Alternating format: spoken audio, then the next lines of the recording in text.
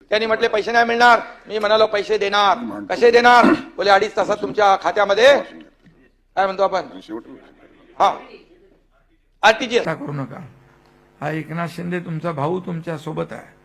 आणि मी जी लाडकी बहीण योजना आम्ही सुरू केली त्यामुळे मला विरोधकांनी जो रोज शिव्या घातल्या, शिव्यांच्या लाखोल्या वाहिल्या, आरोप केले, प्रत्यारोप केले, परंतु मी काही त्याच्यावर रिॲक्ट झालो नाही. मी सांगितलं तुमच्या आरोपांना मी कामातून उत्तर देईन आणि माझ्या लाडक्या बहिणी लाडके भाऊ जोपर्यंत माझ्या सोबत आहे तोपर्यंत मला कुठल्याही माईकाला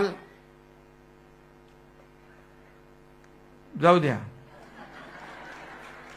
मला कशाची चिंता नाही. आणि म्हणून जिसके मन में खोट उसको नहीं देंगे ओट म्हणून तुम्ही लोकांनी बरोबर त्यांना दाखवलं. एकनाथ शिंदेला शिव्या देताय का तुम्ही? ठीक आहे, आमच्या भावाला शिव्या देताय द्या, आरोप करताय द्या, पण तुम्हाला माहित आहे मी आरोपाला कामात उत्तर दिलं.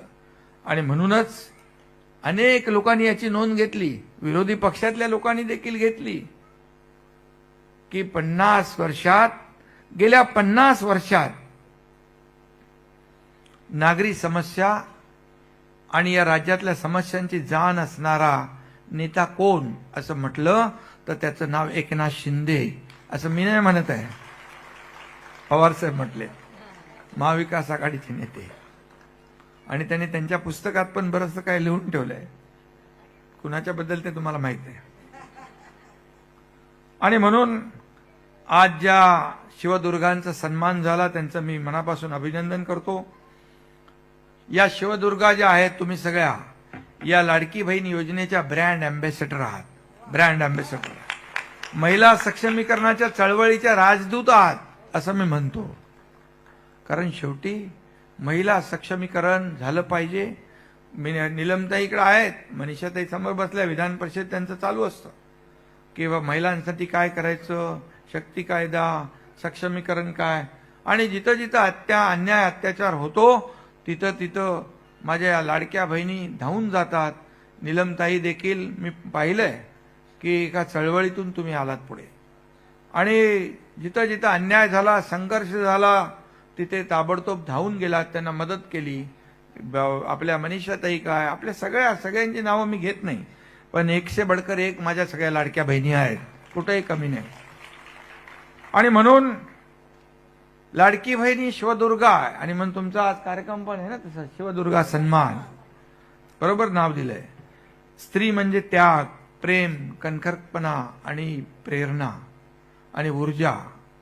खरं म्हणजे आम्ही सहन करू शकत नाही पुरुष, तेवढं सहन करण्याची ताकद या स्त्री शक्तीमध्ये आहे. ती एक आई आहे जी संपूर्ण आयुष्यभर आपल्या मुलांसाठी झटते. ती एक बहीण आहे जी कायम आपल्या भावाच्या पाठीशी उभी राहते. ती एक पत्नी आहे, तिला आपल्या कुटुंबाच्या सुखदुःखाची चिंता असते. ती एक मुलगी आहे जिला कुटुंबासाठी काही करण्याची जिद्द असते. आणि म्हणून हेच शिवदुर्गा घर संसार सांभाळत असते आणि प्रसंग पडला तर पदर खोचून हातात जोडा घेऊन संघर्षालाही तयार असते. जोडा काय, काही म्हणजे जेव्हा काय लागेल ते घेते हातात. आणि म्हणून मी एवढंच सांगतो, आस्था है, विश्वास है, प्यार है नारी. आस्था है, विश्वास है, प्यार है नारी. हर नाव को पार लगाती पतवार है नारी. बांधे एक डोरी से सारा परिवार है नारी. जीवन का हम सबके आधार है नारी. म्हणजे आपल्याकडे खूप ताकद आहे आणि सहन करण्याची शक्ती देखील खूप आहे. आणि बाळासाहेब म्हणायचे अबला नाही सबला, काय म्हणायचं. बाळासाहेब आपल्या महिला आघाडीच्या मागे खंबीरपणे उभे राहायचे. खरं म्हणजे जसं श्री गणेश आपला आराध्य दैवत आहे तशी आदिशक्ती दुर्गा ही आपली शक्तीची देवता आहे. आपण त्याचे उपासक आहोत. स्त्री म्हणजे त्यागमूर्ती, खऱ्या अर्थाने त्यागाचं प्रतीक आहे. आणि म्हणून माझी लाडकी बहीण आहे म्हणून विश्व आहे. आणि ही आहे लाडकी बहीण म्हणून घराला घरपण आहे. आणि म्हणून नात्यातला जिवंतपणा पण आपल्या लाडक्या बहिणीमुळे आहे. आणि तुम्ही आहात म्हणून माझ्यासारखे लाडके भाऊही आहेत, आणि त्यामुळे असाच आशीर्वाद तुमचा कायम असू द्या. तुम्ही आहात म्हणून हे आमचं लाडकं सरकार देखील बहुमतात आलंय, आणि यापुढे देखील लाडक्या बहिणींसाठी विविध योजनांमधून आपण या लाडक्या बहिणींना ताकद देण्याचं काम करू. आणि म्हणून आपण आता पाहिलं तर लाडक्या बहिणी कुठेही लाडक्या भावांपेक्षा कमी नाहीत. किती काल मी सांगितलं की आता वैमानिक आहेत, फायटर प्लेन चालवतात, रेल्वे चालवतात, मेट्रो, आम्ही याच्यामध्ये मेट्रोमध्ये मी MMRD माझ्याकडे असल्यामुळे माझ्या लाडक्या बहिणींसाठी खास आरक्षण ठेवले त्याच्यामध्ये मेट्रो चालवायला. गेल्या काही दिवसापूर्वी आदरणीय प्रधानमंत्री मोदयांनी सिंधुदुर्गात आपल्या युद्ध नौकांचं लोकार्पण केलं. युद्ध नौकेमध्ये देखील युद्ध नौका चालवणारी आपली लाडकी बहीण महाराष्ट्रातली होती. म्हणजे आपण कुठे अंतराळात पण आपण गेलो. सुनीता विल्यम वगैरे किती आपल्या देशाच्या प्रधानमंत्री पण महिला होत्या. आता राष्ट्रपती द्रौपदी मुर्मू महिला आहेत. महिला कुठे कमी नाहीत. आज आमच्या मुख्य सचिव महिला आहेत, आपल्या पोलीस महासंचालक महिला आहेत, आपल्या मुख्य सचिव सुजाता सौनिक, आमच्या रश्मी शुक्ला, आमच्या फॉरेस्टच्या महिला प्रमुखपदी महिला आहेत. म्हणजे राज्य सरकारमध्ये देखील आपण लाडक्या बहिणींना मोठमोठ्या पदावर बसवलेलं आहे. आणि म्हणून यांना बळ देणं आणि त्यांच्या मागं उभं राहणं हे आपलं कर्तव्य आहे. आणि म्हणून जे मी पाहिलं मगाशी या चित्रफितीमध्ये AB मध्ये, खऱ्या अर्थाने याचं आणखी आपल्याला याची व्याप्ती वाढवली पाहिजे. गणपती होते त्यावेळेस एक मुलगी आली होती. तिने 1500 का 3000 पहिला हप्ता मिळाला 2 महिन्याचा.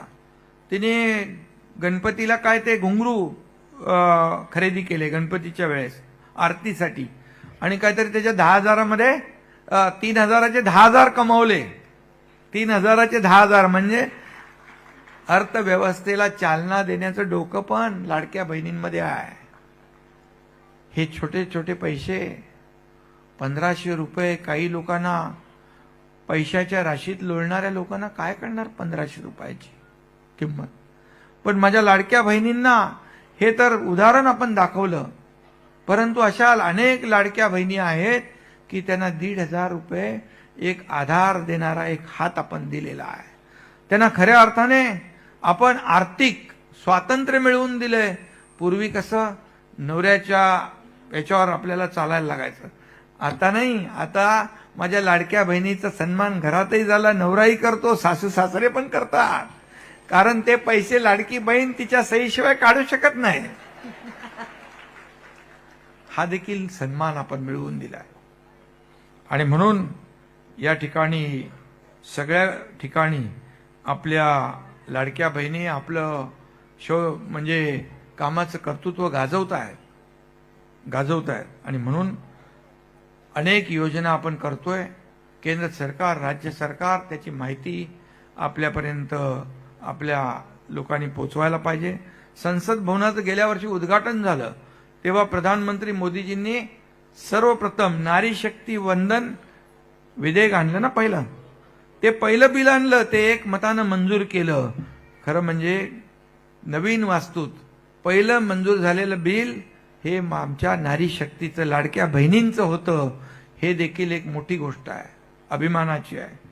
त्यामुळे राजकारणामध्ये देखील आता 2029ला काहीतरी बदल होतोय ना, 29 की आता म्हणजे आता महापालिकेत तर आरक्षण आहे 50-50%. आता 50% पेक्षा आमच्या लाडक्या बहिणी कुठं कुठं पुढे जातात 50%च्या पुढं. कारण एखादी आमची लाडकी बहीण नगरसेविका म्हणून निवडून आलेली आहे, परंतु तो वॉर्ड जर जेंट्स झाला आणि ती जर चांगलं काम करत असेल तर तिची तिकीट बदलण्याची हिंमत कुठलाही राजकीय पक्ष करत नाही. बघा कसं आहे, लाडकी बहीण लाडक्या भावाच्या वॉर्डमध्ये उभी राहू शकते, पण भाऊ लाडक्या बहिणीच्या इकडे उभा राहू शकत नाही. म्हणजे आपोआप 50%चं पुढं वाढत जाणं चांगलं आहे. आणि आता तर विधानसभा आणि लोकसभेत देखील डिलिमिटेशन होईल, त्याच्यामध्ये देखील महिला आरक्षण होत आहे. आदरणीय प्रधानमंत्री मोठा ऐतिहासिक निर्णय घेत आहेत. आणि म्हणून या सगळ्या बाबतीमध्ये ही एक विकासाची यात्रा आहे. हे महाराष्ट्राचं सरकार जे आहे हे सर्वसामान्यांना न्याय देणार आहे. केंद्राचं सरकार जे आहे हे सर्वसामान्यांना न्याय देणार आहे. गरिबी हटाव, गरिबी हटाव, गरिबी हटाव, पहिले सगळे लोक नारा द्यायचे. पहिले अगोदरचे सरकारमधले मोदीजींच्या पूर्वी गरिबी हटली का? गरीब हटला, पण गरिबी नाही हटली. पण मला अभिमान आहे, 80 म्हणजे 35 कोटी लोकांना गरिबीच्या दारिद्र्य रेषेखाली वर आणण्याचं काम मोदीजींनी केलं. 80 कोटी जनतेला मोफत राशन देण्याचा निर्णय त्यांनी घेतला. तो कायम 5 वर्ष आणखी पुढे ठेवला आहे. जे चांगलं आहे त्याला चांगलं म्हणणंच पाहिजे. बाळासाहेबांनी आपल्याला ते शिकवलंय, आनंदीगे साहेबांनी आपल्याला शिकवलेलं आहे. ये जानकारी एकनाथ जी ने योजना के बारे में। तो कैसा लगा वीडियो? अगर अच्छा लगा तो लाइक कीजिए, शेयर कीजिए, सब्सक्राइब कीजिए और ऐसे ही वीडियो के लिए टेलीग्राम ग्रुप या व्हाट्सएप ग्रुप ज्वाइन कीजिए। मिलते हैं अगले वीडियो में।